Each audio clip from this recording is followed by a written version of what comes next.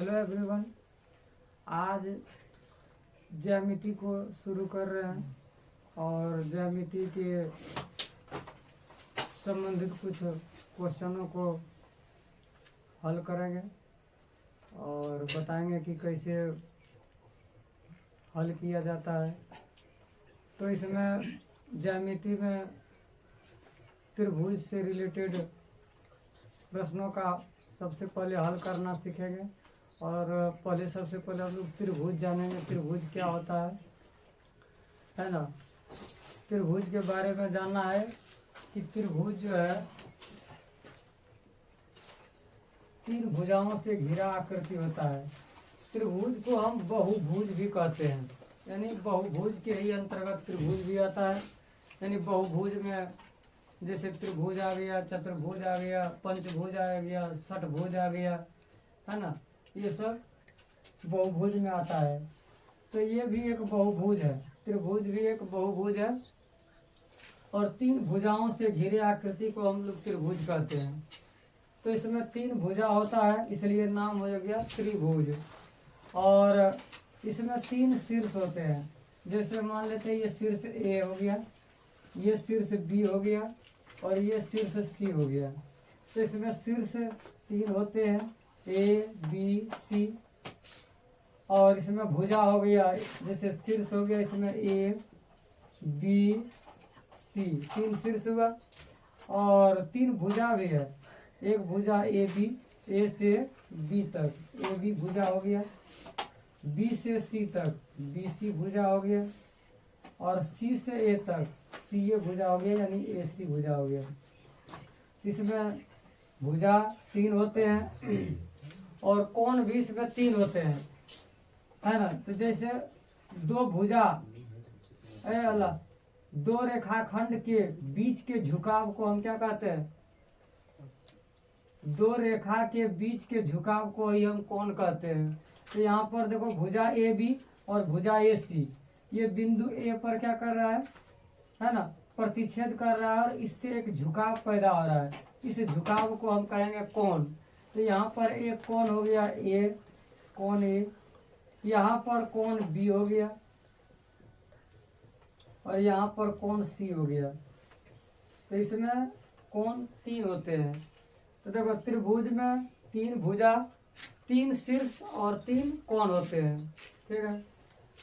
यहाँ पर इस क्लास में यानी 10th क्लास में त्रिभुज में समरूपता के बारे में पढ़ना है। 9th क्लास में त्रिभुज से संबंधित यानी त्रिभुज यानी दो त्रिभुज सर्वांगसम कैसे होता है वो वहाँ पर सर्वांगसमता का नियम दिया गया है। सर्वांगसम यानी दो त्रिभुज को सर्वांगसम यानी सर्वांगसम के बारे में वहाँ पर दिया हुआ है। और यहाँ पर जो है समरूपता, यानी यहाँ पर हम समरूप के बारे में पढ़ेंगे। समरूपता के बारे में, सिमिलरिटी। तो इसमें जो है ना समरूपता के बारे में पढ़ना है। तो इसके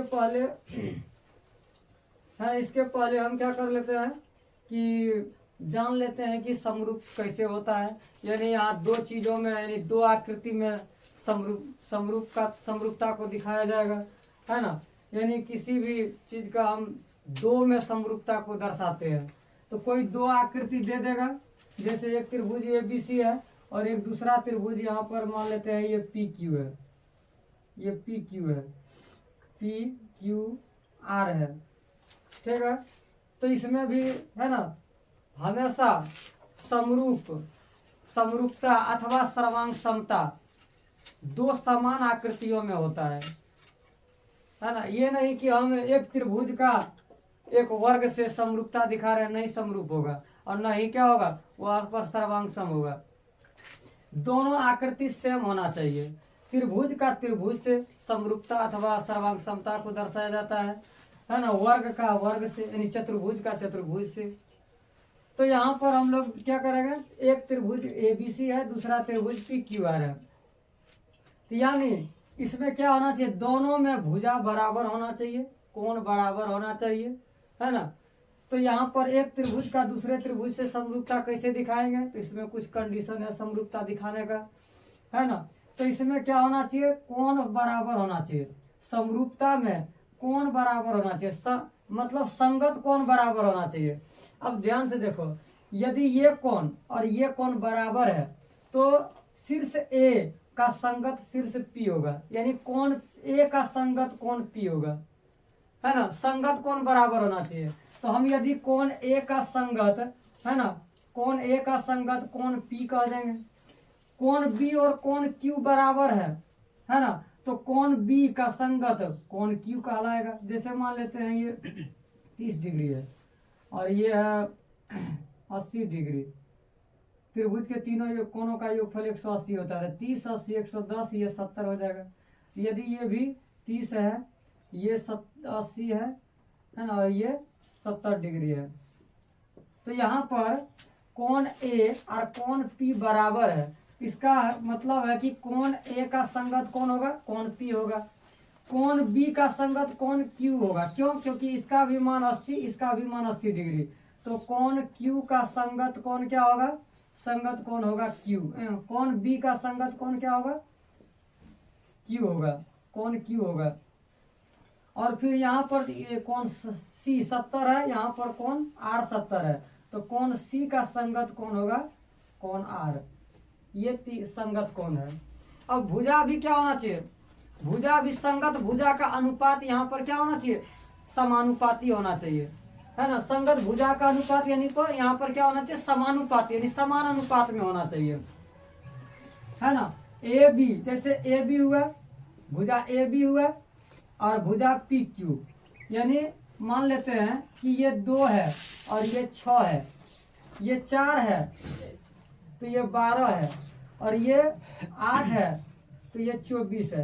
तो इसका अनुपात यदि हम निकालते हैं तो क्या होगा, जिन दो भुजाओं का अनुपात, यानी भुजाओं का अनुपात यदि क्या हो गया, समान हो गया, है ना, समान होना चाहिए। तो ए बी, है ना, दो ए बी और A P Q, A B और पी क्यू का यदि अनुपात निकालते हैं, ए बी और पी क्यू, तो देखो ए बी और पी क्यू का अनुपात निकालते हैं तो यहाँ पर क्या होगा, ए बी 2 है, पी क्यू 6 है, इसका अनुपात निकालेंगे तो सरल होकर के हो जाएगा 1/3, यानी ए बी अनुपात पी क्यू बराबर 1/3, यानी 1/3। अब हम यहाँ से हम बी क्यू बी सी अनुपात हम क्यू आर निकालते हैं, तो बी सी अनुपात क्यू आर, तो बी सी का मान कितना है 8 और क्यू आर का मान कितना है 24, तो इसका अनुपात निकालेंगे 8 एकम 8, 8 3 24, इसका भी अनुपात 1/3 निकला, यानी 1/3 निकला। अब हम निकालेंगे ए सी अनुपात पी आर, तो ए सी अनुपात पी आर, तो ए सी का वैल्यू हम 4 माने हैं और पी आर का वैल्यू है कितना 12, तो इसको भी तुम सरल करेगा 4 एकम 4, 4 3 12, 1/3। यहाँ पर देख रहा है कि ए बी पी क्यू का जो अनुपात है वही अनुपात बी सी और क्यू आर का है, वही अनुपात ए सी और पी आर का है। तो यहाँ पर यानी देख रहे हैं कि ए बी बटे पी क्यू बराबर बी सी बटे क्यू आर बराबर ए सी बटे पी आर, सबका अनुपात क्या है, समान है, 1/3 1/3 1/3, यानी ये इसका और इसका अनुपात 1/3, इसका और इसका अनुपात 1/3, है ना। ए सी और पी आर का अनुपात 1/3, यानी यहाँ पर अनुपात क्या है, समान है। तो किसी भी आकृति, किसी भी दो आकृति को समरूप होने के लिए, किसी भी दो आकृति को समरूप होने के लिए एक तो कोण, मतलब एक तो उसमें क्या होना चाहिए, भुजा बराबर होना चाहिए, भुजाओं की संख्या बराबर होना चाहिए। हम त्रिभुज का समरूपता दूसरे त्रिभुज से ही दिखा सकते हैं, न कि हम किसी वर्ग से दिखा सकते हैं, क्योंकि यदि त्रिभुज में 3 भुजा है और चतुर्भुज में यानी 4 भुजा हो जाएगा तो भुजाओं की संख्या अलग अलग हो गया। तो हम यहाँ पर दोनों त्रिभुज ही लिए हैं। क्यों? क्योंकि त्रिभुज में, इस त्रिभुज में भी 3 भुजा होगा, इस त्रिभुज में भी 3 भुजा होगा, तो यानी समान भुजाओं वाले, यानी समान भुजाओं की संख्या वाले आकृति से हम क्या कर सकते हैं, समरूपता को दिखा सकते हैं और सर्वांग समता को भी हम दिखा सकते हैं। तो यहाँ पर हम दोनों त्रिभुज इसलिए लिए हैं क्योंकि भुजाओं की संख्या यहाँ पर क्या होगा, समान होगा, है ना। तो एक तो पहला कंडीशन क्या होगा कि भुजाओं की संख्या समान होना चाहिए, दोनों आकृति का भुजाओं की संख्या समान होना चाहिए। तो हम इसलिए त्रिभुज का त्रिभुज से ही समरूपता अथवा सर्वांग समता को दर्शाया जाता है, वर्ग का वर्ग से, है ना, यानी चतुर्भुज का चतुर्भुज से, है ना, एक रेखाखंड का दूसरे रेखाखंड से, है ना, या पंचभुज का पंचभुज से, है ना। आकृति समान होना चाहिए, यानी आकृति तभी समान होगा जब उसका भुजाओं की संख्या समान होगा, है ना। तो यहां पर भुजाओं की संख्या समान होना चाहिए, पहला कंडीशन। दूसरा कंडीशन, समरूप होने के लिए दोनों कोण, संगत कोण बराबर होना चाहिए। तो यहाँ पर देख रहा है कोण ए का संगत कोण पी है, तो दोनों बराबर है 30 डिग्री।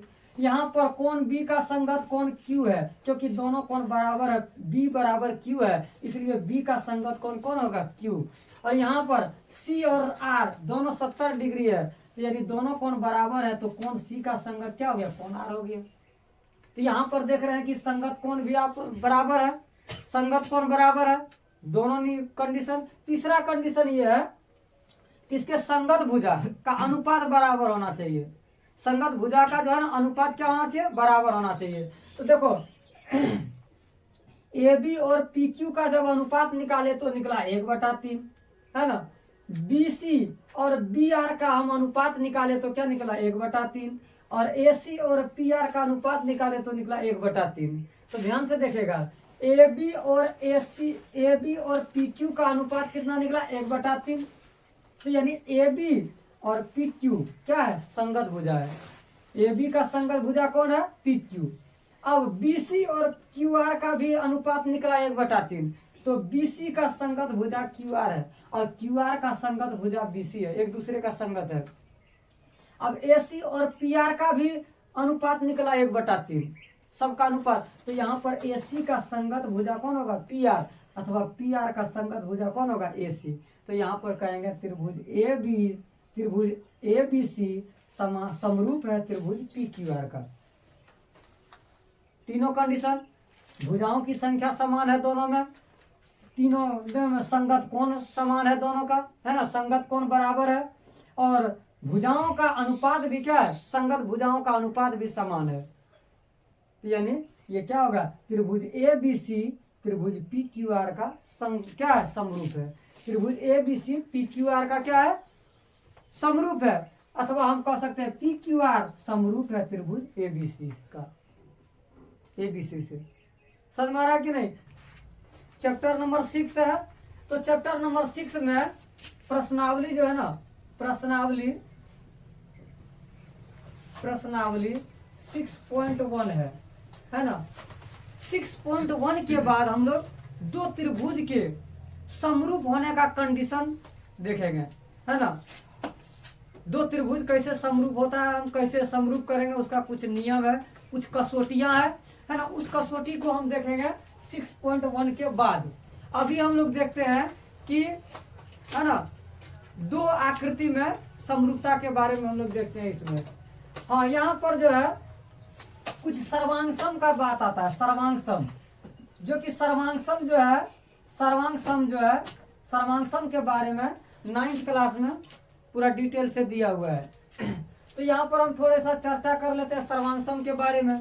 सर्वांगसम का मतलब होता है ना, क्या होता है, इसका सभी अंग बराबर हो, सभी अंग बराबर हो। जैसे हम कहेंगे, ध्यान से देखेगा, एक सिक्के के ऊपर दूसरा सिक्का यदि हम रख रहे हैं और यदि उसको पूरी तरह से कवर कर ले, उसको पूरी तरह से ढक ले, तो कहेंगे कि दोनों सिक्का एक दूसरे का सर्वांगसम है। क्या है, दोनों सिक्का एक दूसरे का सर्वांगसम है। जैसे यहाँ पर ये 10th क्लास का, बिहार बोर्ड 10th क्लास का ये मैथमेटिक्स का बुक है, तो इसके ऊपर यदि हम 10th क्लास का ही मैथमेटिक्स का हम बुक रख दें इस पर, तो यदि इसको पूरी तरह से ढक देगा, क्योंकि दोनों ही क्या है, एक ही क्लास का बुक है, समान, इसका साइज भी समान है और इसका आकार भी समान है। तो क्या करेगा, ये दोनों, है ना, एक दूसरे को क्या करेगा, पूरी तरह से ढक लेगा। तो कहेंगे कि ये दोनों किताब जो है एक दूसरे का क्या है, सर्वांगसम है।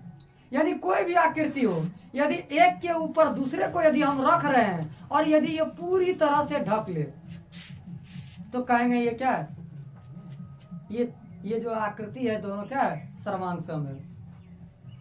तो सर्वांगसम होने के लिए क्या होना चाहिए, उसका आकार समान होना चाहिए। जैसे आकार समान होना चाहिए। आकार तभी समान होगा जब भुजा समान होगा। जैसे एक चतुर्भुज का हम दूसरे चतुर्भुज से सर्वांग समता को दर्शा सकते हैं। क्यों? चतुर्भुज में 4 भुजा होता है, तो एक चतुर्भुज में भी 4 भुजा, दूसरे चतुर्भुज में भी 4 भुजा। आयत को हम आयत से ही सर्वांग समता को दिखा सकते हैं, है ना। वर्ग से वर्ग को हम दिखा सकते हैं। तो इसमें क्या होना चाहिए? आकार समान होना चाहिए। त्रिभुजाकार होगा तो दूसरा भी आकृति त्रिभुजाकार होना चाहिए, तभी एक त्रिभुज का दूसरे त्रिभुज से हम क्या निकाल सकते हैं? सर्वांग समता दिखा सकते हैं, है ना। तो यहाँ पर भी सर्वांग समता में भी भुजाओं की संख्या समान होना चाहिए, तभी आकृति उसका समान दिखेगा, है ना। 3 भुजा वाले त्रिभुज में 3 भुजा वाले त्रिभुज का, है ना, दूसरे 3 भुजा वाले त्रिभुज की आकृति के ही समान होगा। तो यहाँ पर भुजाओं की संख्या क्या होना चाहिए? समान होना चाहिए। दूसरा, आकार तो समान होना चाहिए, दूसरा इसका साइज भी समान होना चाहिए, यानी भुजाओं का जो है ना साइज भी समान होना चाहिए। तो इसमें सर्वांगसम होने के लिए है ना आकार समान होना चाहिए और आमाप समान होना चाहिए, मतलब साइज समान होना चाहिए। लेकिन समरूप होने के लिए आकार तो समान होना चाहिए, लेकिन साइज समान नहीं भी होगा तो चलेगा। यहाँ साइज समान होगा जरूरी नहीं है, तो ध्यान से सुनेगा। समरूप किसी 2 आकृति को समरूप होने के लिए आकार समान होना चाहिए, साइज समान होगा जरूरी नहीं है। हो भी सकता है, नहीं भी हो सकता है, चलेगा।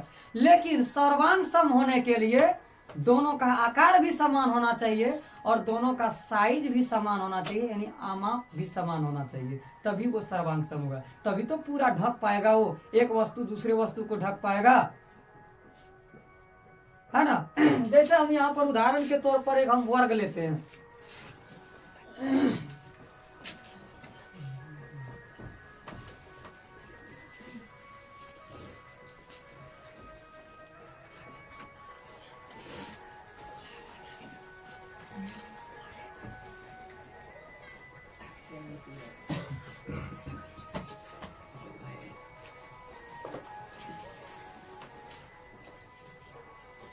जैसे यहाँ पर हम 2 वर्ग लिए,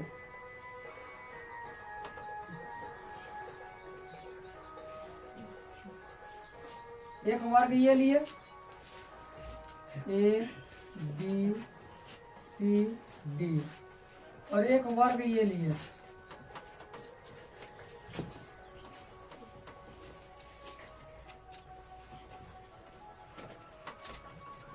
P Q R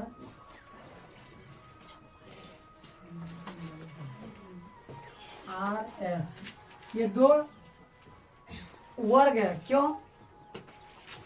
क्योंकि इसका भुजा जो है ना समान है, और ये लिए और एक ये वर्ग ले लिए,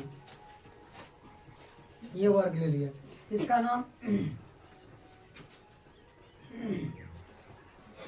इसका नाम हम रख दिए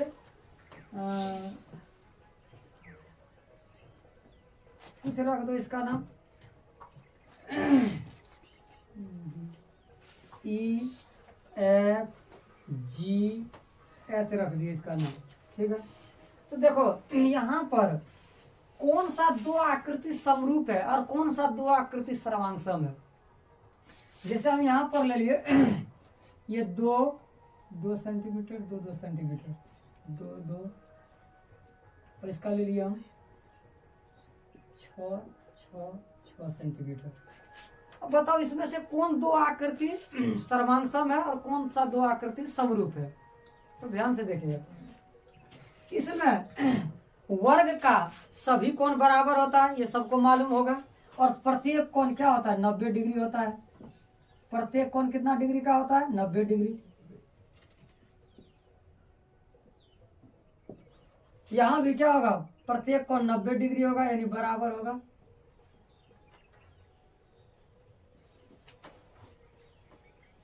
ये भी वर्ग है क्योंकि इसका सभी भुजा बराबर है, तो यहाँ पर भी क्या होगा? वर्ग है तो प्रत्येक कोण 90 डिग्री होगा।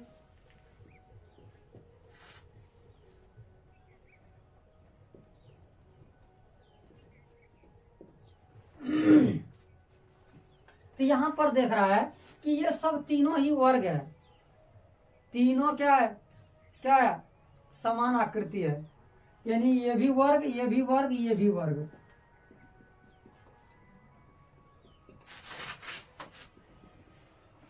वर्ग है। अब ध्यान से देखिएगा कौन सा दो आकृति सर्वांगसम है और कौन सा दो आकृति क्या है, समरूप है। तो ध्यान से देखिएगा इसका, देखो यहाँ पर कोण तो सब समान है ही है, तो कोण ए का संगत P भी हो सकता है, कोण ए का संगत S भी हो सकता है, कोण ए का संगत D भी हो सकता है ना, ये हो सकता है। तो यहाँ पर हम देख रहे हैं यहाँ पर जो देख रहे हैं, यदि हम इस वर्ग को उठा करके इसके ऊपर रख दें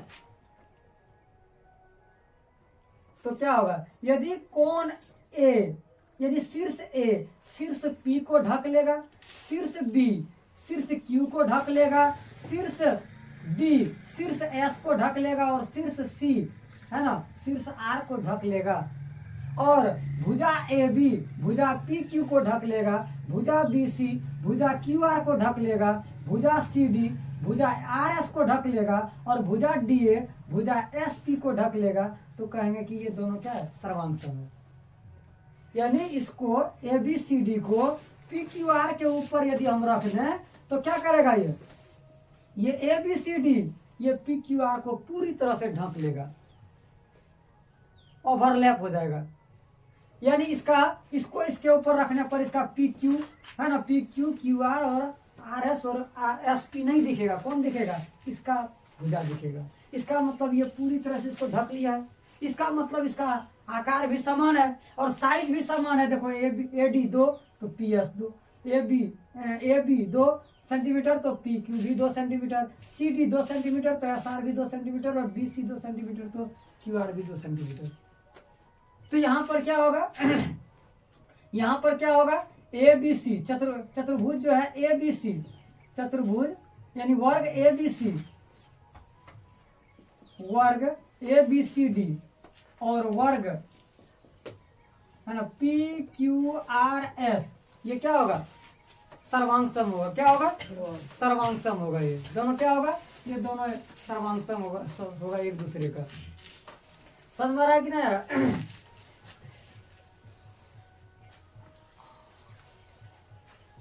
सर्वांगसम का संकेत होता है इससे, है ना, समझ में आया कि नहीं? अब देखो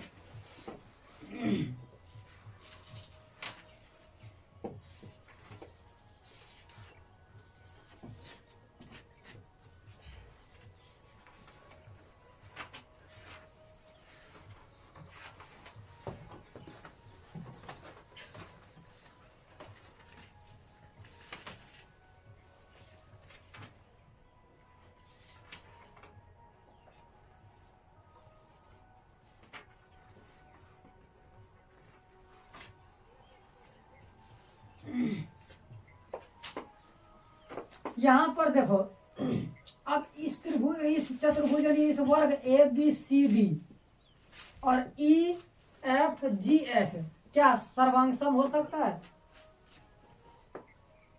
नहीं हो सकता है। क्यों? क्योंकि यदि इस ABCD को EFGH के ऊपर रखेंगे तो ये पूरी तरह से इसको ओवरलैप यानी ढक नहीं पाएगा इसको पूरी तरह से। क्यों? क्योंकि इसका भुजा समान नहीं है, इसका साइज समान नहीं है ना। तो यहाँ पर देख रहा है इसका साइज समान नहीं है, लेकिन देखो संगत कोण बराबर है, संगत कोण बराबर यानी चारों भुजा इसका और चारों भुजा इसका सब 90-90 डिग्री है, तो भुजा संगत भुजा तो समान है, लेकिन क्या इसका भुजा का अनुपात समान है? तो भुजा का अनुपात समान है, ठीक है। तो यहाँ AD का और AD का और EH का अनुपात कितना होगा? 2/6, यानी इसको काटेगा तो 1/3 है ना। इसका और इसका अनुपात 2/6, यानी AB और EF का अनुपात कितना होगा? 2/6, यानी ये भी 1/3 हो गया, है ना। यहाँ पर DC और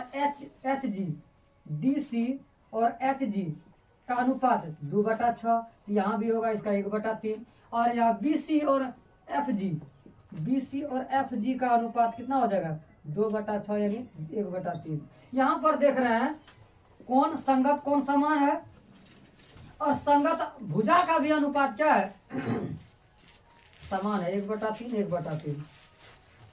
तो यहाँ क्या कहेंगे चतुर्भुज ए बी सी डी, चतुर्भुज यानी वर्ग ए बी सी डी समरूप है वर्ग ई एफ जी एच का, या हम कह सकते हैं वर्ग ई एफ जी एच क्या होगा समरूप है ना किसका वर्ग ए बी सी डी का, एक दूसरे का समरूप है। ये इसका समरूप है, ये इसका समरूप है, ये इसका सर्वांशम है, ये इसका सर्वांशम है। तो देखा तुम लोगों ने कि यदि समान साइज हो और समान आकार का हो तो वो क्या होता है एक दूसरे का क्या होता है सर्वांशम होता है।